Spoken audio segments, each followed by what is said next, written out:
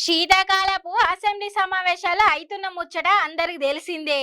అందరూ ప్రజల కోసం పనికొచ్చే బిల్లులను అమలు చేస్తారని అనుకుంటే, మనం అనుకున్నదొకటి అయితే గడ జరుగుతుంది ఇంకొకటి.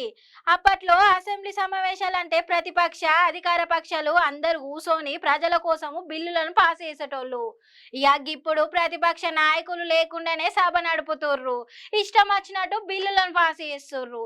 బీఆర్ఎస్ వాళ్ళేమో మైక్ ఇస్తే మాట్లాడకుండా బైగా చేస్తా అంటారు. కాంగ్రెస్ వాళ్ళు మాట్లాడితే బీజేపీ వాళ్ళేమో గురకబెట్టే నిద్రపోతారు. ఇక గిట్లనా గిదా అసెంబ్లీ సమావేశాలంటే ప్రజలకు పనికొచ్చే పనులు చేస్తారనుకుంటే గిట్ల చేయబడితేరేంది? నేను కొట్టినట్టు చేస్తా, నువ్వు ఏడ్చినట్టు చేయి అన్నట్టే ఉంది కథ. ఎవరయ్యా చెప్పుర్రి ప్రజల కోసం కొట్లాడే నాయకుడు? ఏ నాయకుడు ఏ ప్రజల కోసం కొట్లాడేటట్టు లేరులే. పార్టీల మధ్య కొట్లాడే తప్ప ప్రజల కోసం అక్కరచ్చ ముచ్చటైతే ఒక్కటి లేదు. ఏ రాజకీయమో ఏమో, గిందికైనా మనం వీళ్ళని ఓటేసి గెలిపించుకుంది.